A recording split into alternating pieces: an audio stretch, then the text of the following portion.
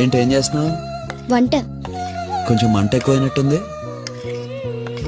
ఓ టమాటా పప్ప, very good. ఆ అమ్మాయి పేరేంటి? ఏ అమ్మాయి? నువ్వు సైట్ వేసిన అమ్మాయిలు ఎంతమంది ఉన్నారేంటి? మీనాక్షి. పేరు చండాలంగా ఉంది.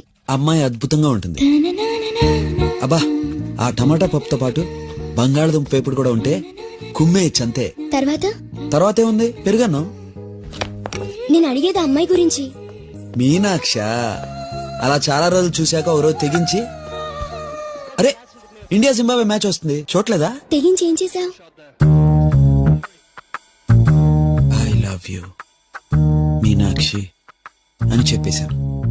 ఆ అమ్మాయి ఏమంది? కొన్నాళ్ళు బానే నడిచింది.